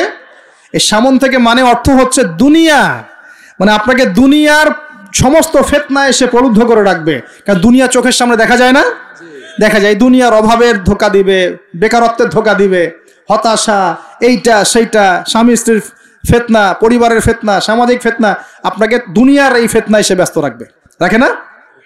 এটা হচ্ছে সামন থেকে আসা। ওয়ামিন খালফিহিম, পিছন থেকে আসবো। পিছন থেকে মানে আপনাকে পরকাল সম্পর্কে হতাশ করে দিবে, এবং পরকাল সম্পর্কে আপনাকে কুধারণা সৃষ্টি করবে, এবং পরকাল সম্পর্কে আপনার মধ্যে একটা গাফেলতি সৃষ্টি করে দিবে যে পরকাল না, পরে দেখা যাবে। হ্যাঁ, পিছনে কি আছে? পরকাল না? পিছনটা পরকাল। তো পরকাল আসবে যখন, তখন দেখা যাবে। হ্যাঁ, বৃদ্ধ হলে তখন তওবা করে নিব, এখনো কি তাড়াহুড়ার কি আছে, পরে দেখা যাবে শেষ বয়সে। এরকম করে আপনাকে ভুলিয়ে ভালিয়ে রাখবে পিছন থেকে। আবার হতাশ করে দিবে, আমার পরকালে আমার জান্নাত হবে না, আমি তো এত আমল করতে পারি নাই, হ্যাঁ, আমার কি হবে, আমার আত্মহত্যা ছাড়া কোনো পথ নাই। এভাবে হতাশ করে ফেলবে আপনাকে পিছন থেকে। সুম্মা লাআতিয়ান্না মিন বাইনি আইদিহিম ওয়া মিন খালফিহিম, সামন থেকে আসবো, পিছন থেকে আসবো, ওয়া আন আইমানিহিম, ডান দিক থেকে আসবো। ডান দিক মানে কি? এটার ব্যাখ্যাও চমৎকার। ডান দিক মানে কি? আমরা বলি না ডান পক্ষ খুব ভালো মনে করি না? ডান পক্ষ ভালো, ডান দিকটা ভালো, শুভ মনে করি। তো ডান দিক হচ্ছে আপনাকে নেক্সট সুরতে সে ধোকায় ফেলবে। ডান দিক মানে কি? নেক্সট সুরতে ধোকায় ফেলবে। মনে কর ডান দিক মানে ভালো, মানে আপনি নামাজ পড়ছেন কিন্তু নামাজের মধ্যে শিরক ঢুকাই দিবে। মানুষ দেখতেছে ভালো করে নামাজ পড়ি, নামাজ যাকাত দিচ্ছেন, দান সৎকার করছেন, মনের মধ্যে রিয়া ঢুকাই দেবে। ভালো কাজই তো করছে, ঠিক আছে? মানে হ্যাঁ, এটাও ঠিক। ওই যে হালাল প্রেমের দিকে উদ্বুদ্ধ করার চেষ্টা করবে। ডান নেক্সট সুরতে ধোকা, নেক্সট সুরতে। হ্যাঁ, নেক্সট মানে আলেম হয়েছে মানুষ, সবাই একদম বড় বক্তা আলেম সব বলছে, মনের মধ্যে অহংকার, নেক্সট সুরতে ধোকা, ঠিক আছে? বা মনে হচ্ছে যে এক ভাইয়ের গীবত তহমত সমালোচনা করাকে সে দিনের পথে সংগ্রাম মনে করছে, নেক্সট সুরতে ধোকা। হ্যাঁ, এক ভাইয়ের সমালোচনা করা, গীবত করা, তার চরিত্র উদ্ধার করে ফেলা, এটাকে সে মনে করছে যে দিনের জন্যই করছে। ঠিক আছে, নেক্সট সুরতে ধোকা, নেক্সট সুরতে ডান দিক থেকে মানে কি নেক্সট সুরতে আপনাকে ধোকায় ফেলে দিবে। ফেলছে না? ফেলছে। কিন্তু এটা কিন্তু ডেঞ্জারাস। এটা কাদের জন্য? এটা আবেদ মানুষদের জন্যই, যারা আল্লাহকে মানে, রাসূলকে মানে, চেষ্টা করে দিনের পথে চলার জন্য, এদেরকে সে ডান দিক থেকে আসবে আর কি। মানে আমাদের ক্ষেত্রে আল্লাহ পাক হেফাজত করুন বলি আমিন। আর চতুর্থটা হলো ওয়ান শামাইলিহিম, ওদের বাম দিক থেকে আসবো। এটা কেমন? এটা হচ্ছে ফাসেক জালেম শ্রেণীর মানুষ যারা, তাদের সামনে মদ, জুয়া, জেনা সবকিছু উন্মুক্ত করে দিবে, এগুলোর পিছনে ছোট এখন। তো এইভাবে চতুর্দিক থেকে শয়তান আসবে এবং বলবে, আল্লাহকে বলেছে ওয়ালা তাজিদু আকসারহুম শাকিরিন, আল্লাহ আপনি বেশিরভাগ আদম সন্তানকেই শুকরগুজার পাবেন না। এটা কি বাস্তব না? এখন বেশিরভাগ মুসলিম নামাজ পড়ে না? পড়ে না? বেশিরভাগ মুসলিম যাকাত দেয় কি দেয় না? রমজান মাস আসছে দেখবেন বেশিরভাগই অনেকেই রোজা রাখবে না, আছে না? রমজান মাসে মানুষ বেপরদায় চলছে না? রোজা রেখেও মানুষ মাপে কম দিবে না? নামাজ পড়ে ওষুধ খাচ্ছে না? মানে বেশিরভাগ মানুষ কিন্তু সত্যি সত্যি আল্লাহর পথে নাই। এই পৃথিবীতে বেশিরভাগ মানুষ বলছে আল্লাহর সন্তান আছে, নাউজুবিল্লাহ। খ্রিস্টানরা বলছে না আল্লাহর সন্তান আছে? তো বেশিরভাগ মানুষকে আমি পথভ্রষ্ট করে ছাড়বো, শয়তান কিন্তু বলে গেছে, এবং সেটা কিন্তু বাস্তব হচ্ছেও। আল্লাহ পাক অন্য সূরায় বলেছেন ওয়া কালিলুম মিন ইবাদিয়াশ শাকুর, আমার শুকরগুজার বান্দা খুব কম হবে। কি হবে? কম হবে। হাদিসের মধ্যেও আসছে যে তোমরা ৭৩ দলে ভাগ হয়ে যাবে। কত দল? তার মধ্যে একটা মাত্র দল জান্নাতে যাবে। কয়টা দল? মা আনা আলাইহি ওয়া আসহাবি, আমি যার উপরে আছি, আমার সাহাবীরা যার উপরে আছেন। তো বুঝতে পারছি যে জাহান্নামে বেশিরভাগ মানুষই যাবে, অল্প মানুষই জান্নাতে যাবে। তবে জান্নাতীদের মধ্যে বেশিরভাগ হবে উম্মতে মুহাম্মাদের মধ্যে ইনশাআল্লাহ তাআলা। আর তবে সুসংবাদ আছে। সুসংবাদ কি? আল্লাহ রাব্বুল আলামিন আমাদের নবীজিকে একটা ওয়াদা করেছেন, এটা গিফট, হাদিয়া দিয়েছেন। কিরকম হাদিয়া? আমাদের নবীজিকে আল্লাহ পাক বলেছেন, হে মুহাম্মদ সাল্লাল্লাহু আলাইহি ওয়াসাল্লাম, তোমার উম্মতের মধ্যে কোনো ব্যক্তি যদি আসমান জমিনের সমান গুনাহ করে কিন্তু তার আমল নামায় শিরকের কোনো পাপ থাকে না, শিরকের কোনো গুনাহ নাই, আমি তার সামনে আসমান জমিন সমান ক্ষমা নিয়ে হাজির হব ইনশাআল্লাহ। মানে যে ব্যক্তি লা ইলাহা ইল্লাল্লাহ মন থেকে পড়েছে, আমল করার চেষ্টা করেছে, শিরক থেকে বেঁচে থাকার চেষ্টা করেছে, ইনশাআল্লাহ একদিন না একদিন সে জান্নাতে যাবেই যাবে ইনশাআল্লাহ। এটা তো খুশির কথা আমাদের জন্য। আল্লাহ পাক আমাদেরকে তাওহীদপন্থী বানাক এবং শিরক থেকে বাঁচিয়ে রাখুন, দোয়া করুন। এখন মুমিনের সংজ্ঞা তো বুঝলেন, এই সমস্ত গায়েবে আমরা বিশ্বাস করি বলেই আমরা কি মুমিন। এই মুমিনদেরকে আল্লাহ পাক বলছেন ইত্তাকুল্লাহ, তোমরা আল্লাহকে ভয় করো। কি করো? আর মুমিন হলেই মুত্তাকি হওয়া যাচ্ছে না। মুমিনদেরকে আল্লাহ পাক বলছেন যে আল্লাহকে ভয় করো। আল্লাহকে ভয় করার মানে কি? এক কথায় আমি একটা অ্যান্সার দিচ্ছি। সূরা হাশরে চলে যান। কোন সূরা? সূরা হাশর। এই সূরার 7 নম্বর আয়াত। কত নম্বর? আল্লাহ পাক বলছেন ওয়ামা আতাকুমুর রাসূলু ফাখুযুহ, রাসূলুল্লাহ সাল্লাল্লাহু আলাইহি ওয়াসাল্লাম তোমাদেরকে যা যা দিয়েছেন সব গ্রহণ করে নাও। রাসূল যা যা দিয়েছেন গ্রহণ করে নাও। ওয়ামা নাহাকুম আনহু ফান্তাহু, রাসূল যা যা নিষেধ করেছেন ছেড়ে দাও। সোজা কথা, রাসূল যা যা নিষেধ করেছেন ছেড়ে দাও। এই একটা মূলনীতি মেনে চলতে পারলেই মানুষ মুত্তাকি হয়ে যাবে ইনশাআল্লাহ। এত বেশি কথার দরকার নাই। এই একটা মূলনীতি যে রাসূল যা যা দিয়েছেন নিয়ে নাও, রাসূল যা থেকে নিষেধ করেছেন ছেড়ে দাও, ইনশাআল্লাহ তোমরা সফল হয়ে যাবে, মুত্তাকি হয়ে যাবে। রাসূল কি দিয়েছেন একটু গুছাই দিই আপনাকে। এই যে ঘুমাবো আমরা, আচ্ছা শুরু করি আপনার চেহারা। রাসূল কি আমাদেরকে ক্লিন শেভ চেহারা দিয়েছেন? হ্যাঁ, আজকে এক ভাই আমাকে টেক্সট করলো, কোথায় জানি বাংলাদেশের বাধ্যতামূলক করা হয়েছে একটা প্রতিষ্ঠানে ভর্তি হতে হলে ক্লিন শেভ করতে হবে। তো চিন্তা করেন কিভাবে ফোর্স করা হচ্ছে। এভাবে তো বলতে পারতেন যে যার ইচ্ছা হয় সে শেভ করবে, যার ইচ্ছা হয় সে দাড়ি রাখবে। এটা চাপিয়ে দেওয়া হলো না? হলো? এটা চাপিয়ে দেওয়া হলো না? আমরা যদি বলি যার ইচ্ছা হয় সে শেভ করবে, যার ইচ্ছা হয় সে দাড়ি রাখবে, এটা কি চাপিয়ে দেওয়া হলো? এটা কি দাড়ি রাখা চাপিয়ে দিলাম? কিন্তু তারা বলছে দাড়ি শেভ না করলে ভর্তি হওয়া যাবে না। চাপিয়ে দিল না? ধ্বংস হোক এদের। কি হোক এদের? ধ্বংস হোক। আল্লাহ পাক ধ্বংস করুক এদেরকে। যারা নবীর সুন্নতকে এভাবে জবাই করে এদেরকে ধ্বংস করুক আল্লাহ পাক। একটা মানুষ একা একা করে একটা জিনিস, একা একা সে করে, একা একা সে নিজের আমল মনে করে, তার কাছে মনে হয়, সে মনে করে হ্যাঁ এটা একটা গুনার কাজ করছি, এক সময় ছেড়ে দিব ইনশাআল্লাহ, মনে করেন এমন মানুষ, এদেরকে আল্লাহ পাক মাফ করে দিবেন ইনশাআল্লাহ। এই মানুষগুলোকে আল্লাহ মাফ করে দিবে ইনশাআল্লাহ। আমি আল্লাহকে চিনি, আমার কাছে মনে হয় আমি আল্লাহকে চিনি। একজন মানুষ মনে করে একটা শেভ করতেছে, কিন্তু তার মনে হয় যে না, আসলে শেভ করাটা খারাপ কাজ, এটা খারাপ কাজ, এটা আসলে আমি বাধ্য হয়ে করছি বা করতে হচ্ছে, ইনশাআল্লাহ আমি আর একটু বড় হলে ছেড়ে দিব। ইনশাআল্লাহ আল্লাহ চাইলে তাকে মাফ করে দিবে ইনশাআল্লাহ। আর একজন এটাকে করতে বাধ্য করছে, না এটা করতেই হবে, রাখা যাবে না সুন্নত, এটা কাটতে হবে, শেভ করতে হবে, এ মাফ পাবে না ইনশাআল্লাহ তাআলা, ইল্লা মাশাআল্লাহ, ইল্লা মাশাআল্লাহ। তো চাপিয়ে দেওয়া খুব খারাপ জিনিস। কেন চাপিয়ে দিবেন আপনি? কেন চাপিয়ে দিবেন? আর একজন পুরুষের সৌন্দর্যই তো হচ্ছে দাড়ি। আমি তো আফসোস করি যে দাড়ি নাই চেহারায়, কত আফসোস করি যে মানুষ, আপনাদের দাড়ি দেখলে আমার হিংসা হয়, ঈর্ষা হয়। এটা ঈর্ষা, হিংসা না, এটা কি ঈর্ষা। গাল ভর্তি দাড়ি থাকবে, দেখে কত চমৎকার লাগে, মাশাআল্লাহ। আমাদের নবী সাল্লাল্লাহু আলাইহি ওয়াসাল্লামের চেয়ে কোনো হ্যান্ডসাম পুরুষ আছে? ছিল কখনো? নবী সাল্লাল্লাহু আলাইহি ওয়াসাল্লামের দাড়িগুলো এত সুন্দর ছিল, দাড়ি দিয়ে খুশবু বের হতো, সুবহানাল্লাহ। এমনিতেই দাড়িতে মেহেদি না দিয়েই দাড়ি একটু ব্রাউন রঙের দাড়ি ছিল, মেহেদি দেওয়া লাগতো না, এমনি ব্রাউন কালার দাড়ি। বুঝতে পারছেন না মনে হয়? অনেক টকটকা ফর্সা মানুষ ছিলেন তিনি। আমাদের একদম উপর লেভেল থেকে শুরু করে বাথরুমের টয়লেট পর্যন্ত সব এখন পশ্চিমা কালচারে চলছে। কোন কোন জায়গায় এমন টয়লেট দেখা যায় যে দাঁড়ায়ও পেশাব করার বুদ্ধি নাই, দেখেন নাই মনে হয়? একটা তো স্টেনজা করতে হয় বা পায়ে ভর দিয়ে। কোন পায়ে? এখন এই যে ইংলিশ কমোডে আপনি বা পায়ে ভর দিয়ে কেমনে করবেন বলেন দেখি, কিভাবে সুযোগ আছে? আর পাবলিক টয়লেট যদি হয় তাহলে ওটাতে বসলে কাপড় এগুলো পাক থাকবে? ওটাতে নামাজ হবে? চিন্তা করেন তো, এটা সূচিবায়ু হয় না? আচ্ছা, সব জায়গায় পশ্চিমা সভ্যতা ঢুকে গেছে এখন, সব জায়গায়, বাথরুম থেকে শুরু করে একদম ওই বিশ্ব পরিচালনা পর্যন্ত সব ওদের শূন্যতা চলছে। আর কিছু দেখলাম যে এরকম কিছু বোল বা বাটির মতো রেখে দিয়েছে, ওখানে দাঁড়ায় দাঁড়াই ধরে ধরে করতে হবে। হ্যাঁ, এখন দেখা যায় কোনো মানুষের হাইট 6 ফুট, কোনো মানুষের 5 ফুট, কোনো মানুষের 4 ফুট। এখন যদি ম্যাচ না করে, কি করবে? পাপ যদি ঠিক না হয় কি করবে? চিন্তা, এগুলো দেখেন নাই মনে হয়? দেখবেন, ঘুরতে থাকেন। আল্লাহ পাক কি বলেছেন? সিরু ফিল আরদ, জমিনে বিচরণ করো, ঘোরো, জমিন ঘুরে দেখো, ফানজুর, দেখো কাইফা কানা আকিবাতুল মুকাদ্দিবিন, আল্লাহর বিধান যারা অস্বীকার করেছে ওদের কি পরিণতি হয়েছে দেখো। ঘুরতে বলেছেন আল্লাহ পাক। তো দেখেন আমাদের সব সুন্নত গুলো কেন জানি আস্তে আস্তে ওইদিকে চলে যাচ্ছে। আল্লাহ পাক বাঁচাক আমাদেরকে। চেহারা থেকে শুরু হবে, আপনার কথাবার্তা, আপনার চাল চলন, আপনার আকীদা, পোশাক পরিচ্ছদ, বাথরুম, পরিবার, আপনার ব্যবসা, আপনার ইবাদত, জিকির আজগার, তাসবিহ তাহলিল, সমাজ পরিচালনা এবং রাষ্ট্র পরিচালনা পর্যন্ত প্রত্যেকটা কাজ নবী সাল্লাল্লাহু আলাইহি ওয়াসাল্লামের সুন্নত মতো করার পাক্কা নিয়াত করতে হবে।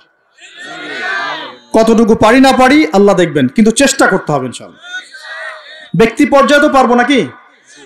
এখানে তো আমাকে কেউ ফোর্স করবে না, করবে? আমি যদি দাড়ি ছেড়ে দেই কারো কিছু বলার আছে? আপনি যদি হালাল খান কেউ কিছু ফোর্স করবে আপনাকে? আপনি নামাজ ঠিক মতো পড়েন, রোজা রাখেন, তাসবিহ তাহলিল করেন, জিকির আজগার করেন, আপনার পরিবারে পর্দা কায়েম করেন, কেউ কি ফোর্স করবে আপনাকে? উপরের লেভেলে হয়তো আমরা ইম্পোজ করার ক্ষমতা আমাদের নাই, ওটা পরে। আগে ব্যক্তি জীবন ঠিক করেন, আগে ব্যক্তি জীবন ঠিক করেন, পরিবার ঠিক করেন, আপনার অর্থনীতি ঠিক করেন। ইনশাআল্লাহ তাআলা আল্লাহ পাক আমাদেরকে প্রকৃত মুত্তাকি বানিয়ে দিবেন ইনশাআল্লাহ। আল্লাহ বলছেন প্রকৃত মুত্তাকি হও। কেমন করে আল্লাহকে ভয় করো? হাক্কা তুকাতি, ভয় করার মতো ভয় করো। ভয় করার মতো ভয় মানে কি? জীবনের কিছু অংশে ইসলাম পালন করব, বাকি অংশে করব না, এমন? নাকি জীবনের প্রত্যেকটা ক্ষেত্রে ইসলাম পালনের চেষ্টা করব? কোনটা? জীবনের প্রতিটা ক্ষেত্রে আল্লাহ পাক আমাদের সবাইকে ইসলাম পালন করার তৌফিক দান করুন। আল্লাহকে ভয় করো, ভয় করার মতো করে ভয় করো। আরেকটা কথা বলেছেন আল্লাহ পাক, ওয়ালা তামুতুন্না ইল্লা ওয়া আনতুম মুসলিমুন, পরিপূর্ণ মুসলিম না হয়ে মৃত্যুবরণ। পরিপূর্ণ মুসলিম কি জিনিস? যে ব্যক্তি বেপর্দায় চলে, এক মহিলা, আবার মাশাআল্লাহ নামাজও পড়ে, পরিপূর্ণ মুসলিম হলো কি? একজন ব্যক্তি 5 ওয়াক্ত নামাজি মাশাআল্লাহ, কিন্তু টেবিলের নিচ দিয়ে ঘুষ নিচ্ছে, পরিপূর্ণ মুসলিম হলো? একজন ভাই রোজাদার, মাশাআল্লাহ রোজা রেখেছেন, কিন্তু রোজা রেখে ব্যবসা করছেন, মাপে কম দিচ্ছেন, পরিপূর্ণ মুসলিম হলো? একজন যুবক আল্লাহর জন্য কাজ করছে মাশাআল্লাহ, আবার এদিকে হারাম সম্পর্কে লিপ্ত, পরিপূর্ণ মুসলিম হলো কি? পরিপূর্ণ মুসলিমের সংজ্ঞা বোঝানোর জন্য কোনো ব্যাখ্যার প্রয়োজন নাই।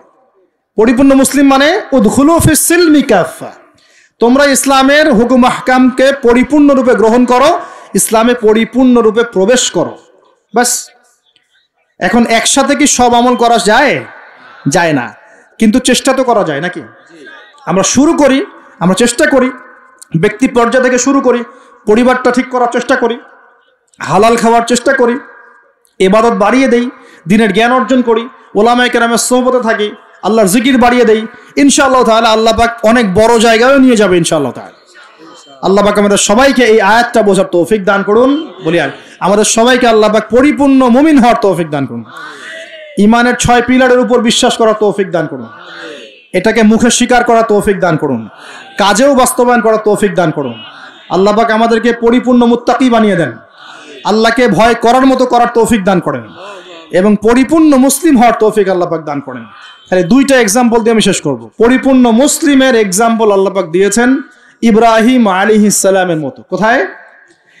ইব্রাহিম আলাইহিস সালামের স্ত্রীকে এবং সন্তানকে আল্লাহ পাক বলছেন রেখে আসো ওই মক্কার জনমানব শূন্য জায়গায়। ওই মক্কায় কোনো মানুষ ছিল? কোনো খাবার, কোনো পানি? ইব্রাহিম আলাইহিস সালাম কি বলেছিলেন আল্লাহ আমি কেন তাকে এখানে রেখে আসবো? কি যুক্তি এর পিছনে, কি লজিক, কি সায়েন্স? বলেছিলেন নাকি আল্লাহ পাক বলেছেন বাস আমল করেছেন? সামি'না ওয়া আতা'না, শুনলাম মানলাম, শুনলাম মানলাম, শুনলাম মানলাম, এর নাম ইসলাম। কোনো প্রশ্ন করা যাবে না। প্রত্যেকটা প্রশ্নের উত্তর আছে ঠিকই, প্রতিটা প্রশ্নের উত্তর ঠিকই আছে, কিন্তু সব উত্তর বোঝার জ্ঞান আল্লাহ পাক আমাকে দেন নাই। নামাজ যে আল্লাহ পাক পড়তে বলেছেন, নামাজ পড়লে আমরা পরকালে জান্নাতে যাব ইনশাআল্লাহ, ইনশাআল্লাহ নামাজ পড়ার মধ্য দিয়ে আমাদের সমাজের ঐক্য হবে ইত্যাদি অনেক ব্যাপার আছে। আপনার ফিজিক্যালও অনেক উপকার আছে, নামাজ পড়লে শারীরিক অনেক উপকারও আছে, কিন্তু সবকিছু তো আর ব্যাখ্যা করার প্রয়োজন নাই। আল্লাহ বলেছেন করো, নিশ্চয়ই এর মধ্যে কল্যাণ আছে, ব্যাস। আল্লাহ বলেছেন জাকাত দাও, জাকাত দিতে আল্লাহ বলেছেন দিতে হবে। এটা কেন দিব? আল্লাহ কি অন্যকে খাওয়াতে পারেন না? আমাকে খাওয়াতে হবে কিনা? এত যুক্তি তর্কের দরকার নাই। আল্লাহ পাক জাকাত দিতে বলেছেন, নিঃসন্দেহে এর পিছনে অর্থনৈতিক সমৃদ্ধি আছে। আল্লাহ বলেছেন রমজান মাসে রোজা রাখো, এটা এটা এটা রাখলে আধ্যাত্মিক অর্জন হবে, তাকওয়া অর্জন হবে। আমরা রমজান মাসে তারাবি পড়ি, ইবাদতের মৌসুম, কোরআন খতম দেই, আমরা জিকির করি, অন্যকে ইফতার করাই, জাকাত দেই, সদকাতুল ফিতর দেই, কত ইবাদত করি রমজান মাসে। আল্লাহ পাক করতে বলেছেন, এর পিছনে আরো অনেক কল্যাণ আছে, হয়তো আমরা জানি না। আমার শরীরে হয়তো এমন অনেক সমস্যা হতো যেটা রমজান মাসে রোজা রাখার ফলে শরীর ঠিক হয়ে গেছে, হবে না? এই ওযু করি, আমরা ওযু করি পবিত্রতা অর্জন করার জন্য, নামাজের জন্য, কিন্তু এই ওযু করার বদৌলতে অনেক ভাইরাস ব্যাকটেরিয়া থেকে আল্লাহ আমাদেরকে বাঁচান না? সব কিছুর পিছনে কোনো না কোনো কারণ আছে, সব কারণ হয়তো আমার জানা নাই। এই জন্য আল্লাহ পাক বলেছেন সামি'না আতা'না, এর নাম মুসলিম। শুনলাম মানলাম, এর নাম মুসলিম। সব এত প্রশ্ন করা যাবে না, ওইটা কেন, এইটা কেন, পর্দা কেন, এই যুগে পর্দা কেন, ইসলামের চোরের হাত কাটার বিধান কেন? কেন হাত কাটার বিধান? এই এলাকায় যদি একটা চোরকে সবার সামনে হাত কেটে দেয় কেউ, এলাকায় চুরি বাড়বে না কমবে? কি মনে হয় আপনাদের? আর যদি তাকে বিভিন্ন ফাঁক ফোকরে বের করে দেন, ছেড়ে দেন, চুরি আরো বাড়বে না কমবে? আরো বাড়বে, আরো বাড়বে। ও দেখবে যে ধর্ষণ করলে কোনো শাস্তি নাই, আরো করব। মদ খাইলে কোনো শাস্তি নেই, আরো খাবো। চুরি করলে কোনো শাস্তি হয় না, আরো করব। বাস এই তো বাড়তেই আছে দিন দিন এগুলা। আর যদি সবার সামনে ধরে একটা ধর্ষককে ফাঁসি দিয়ে দেন, আর ভয়ে কেউ ধর্ষণ করার চেষ্টা করবে না। আল্লাহ পাকের বিধান প্রতিটাই কল্যাণকর। এখন মানুষকে এগুলো বোঝাতে হয়। আফসোস, কিছু মানুষ বলে ভাই সব জায়গায় ধর্ম টেনে আনবেন না। সব জায়গায় ধর্ম টেনে আনবো না মানে কি? সব জায়গায় আপনার মন গড়া বিধান টেনে আনবেন না, সব জায়গায় ধর্ম ঠিকই চলবে। আমাদের এটা কি শুধু ধর্ম না, জীবন ব্যবস্থা? জীবন ব্যবস্থা কি পুরো জীবন কেন্দ্রিক হয় না? এখানে ব্যক্তি জীবনের হেদায়েত নাই, এখানে পারিবারিক হেদায়েত নাই, অর্থনৈতিক হেদায়েত নাই, সামাজিক হেদায়েত নাই। তাহলে সব জায়গায় ইসলাম চলবে না কেন? কেন চলবে না? এটাই হলো আমাদের এখনকার বিশ্বের চ্যালেঞ্জ। এই জায়গায় সবাইকে আবার পরিপূর্ণ মুসলিম হওয়ার তৌফিক আল্লাহ পাক দান করুন বলি আমি। আরেকটা এক্সাম্পল দিব। হ্যাঁ, সন্তানকে কুরবানি করতে বলেছেন আল্লাহ পাক, মনে আছে? ইব্রাহিম আলাইহিস সালামকে বলেছিলেন কেন এই ছোট্ট বাচ্চাটাকে হত্যা করব, জবাই করব? আল্লাহ পাকের হুকুম এসেছে, চোখ বন্ধ করে পালন করতে গিয়েছে। আল্লাহ পাক তো চান নাই যে সন্তানকে হত্যা করা হোক। আল্লাহ পাক পরীক্ষা নিয়েছেন, আল্লাহ পরীক্ষা নিয়েছেন। ওই স্মৃতি কিয়ামত পর্যন্ত মানুষ ঈদুল আজহায় পালন করে না? শুধুমাত্র ওই স্মৃতির ফলে দেখবেন কোটি কোটি মিলিয়ন মিলিয়ন মানুষের পেটের মধ্যে খাবার যায়। ওই যে কুরবানি দেয়, খেয়াল করে দেখবেন, তাই না? কোটি কোটি মানুষ সেই গোশত খায় না? একটা ঘটনাকে দিয়ে আল্লাহ রাব্বুল আলামিন কিয়ামত পর্যন্ত মিলিয়ন বিলিয়ন মানুষকে খাওয়ানোর ব্যবস্থা করেছেন। এটাই একমাত্র ব্যাখ্যা নয়, আমি জাস্ট একটা ব্যাখ্যা করলাম, আরো অনেক ব্যাখ্যা আছে। এটা একটা পরীক্ষা। আল্লাহ রাব্বুল আলামিনের প্রতিটা বিধানই মানবতার কল্যাণে। চোখ বন্ধ করে বিশ্বাস করলে সে মুসলিম। আল্লাহ পাক এটাই বলছেন, ওয়ালা তামুতুন্না, ভুলেও মৃত্যুবরণ করো না। ওয়ালা তামুতুন্না, ভুলেও মৃত্যুবরণ করো না। ইল্লা ওয়া আনতুম মুসলিমুন, পরিপূর্ণরূপে ইসলাম কবুল না করে, আত্মসমর্পণ না করে ভুলেও মৃত্যুবরণ করো না। মৃত্যু কবে আসবে জানি? তাহলে কি অপেক্ষায় বসে থাকবো, নাকি এই সুযোগ থাকতেই পরিপূর্ণ মুসলিম হব? কোনটা? খালি একটা কাজ করতে হবে, আল্লাহ রাসূল যা দিয়েছেন তা গ্রহণ করব, যা ছাড়তে বলেছেন ছেড়ে দেবো ইনশাআল্লাহ। কোরআনে যা আছে আমল করার চেষ্টা করব, যা নাই ছেড়ে দেবো ইনশাআল্লাহ। যদি দেখা যায় বাধ্য হয়ে আমি পাপে লিপ্ত হয়ে যাচ্ছি, হতাশ হবেন না, তওবা করে আবার ফিরে আসবেন। পথ চলতে গিয়ে হোঁচট খেয়েছেন, ভালো পথে চলছেন কিন্তু হোঁচট খেয়েছেন, হতাশ হবেন না, ওযু করবেন, নামাজ পড়ে আবার তওবা করবেন ইনশাআল্লাহ। যতবার পাপ হবে ততবার তওবা করবেন ইনশাআল্লাহ। আল্লাহ পাক আমাদের চেষ্টা দেখবেন ইনশাআল্লাহ। আমল দিয়ে কেউ জান্নাতে যাবে না, আমল দিয়ে কেউ জান্নাতে যেতে পারবে না। আল্লাহ পাক যাকে রহম করবেন, দয়া করবেন, শুধু সে ব্যক্তি জান্নাতে যাবে ইনশাআল্লাহ। আর ইনশাআল্লাহ যদি আমরা চেষ্টা করি, মন থেকে 100% চেষ্টা করি, ইনশাআল্লাহ আল্লাহ পাক ওই চেষ্টার ওসিলায় হলেও আমাদেরকে মাফ করে দেবেন ইনশাআল্লাহ। আমরা আশাবাদী আল্লাহ পাক আমাদের সবাইকে ক্ষমা করবেন ইনশাআল্লাহ তাআলা। আমরা শিরক করব না, বেদাতি আমলে যাব না, হারাম খাবো না, আল্লাহর হুকুম আহকামের বিরুদ্ধাচরণ করব না, এবং নবীর সুন্নত মেনে চলার চেষ্টা করবো ইনশাআল্লাহ তাআলা। আল্লাহ পাক এই ওসিলায় আমাদের সবার গুনাহগুলোকে মাফ করে দেন। আমরা দোয়া করি আল্লাহ পাক সবাইকে যেন পরিপূর্ণ মুসলিম হওয়ার তৌফিক দান করেন, নামাজি বানিয়ে দেন, আসন্ন রমজানে 30টা রোজা সুস্থতার সাথে রাখার তৌফিক দান করেন।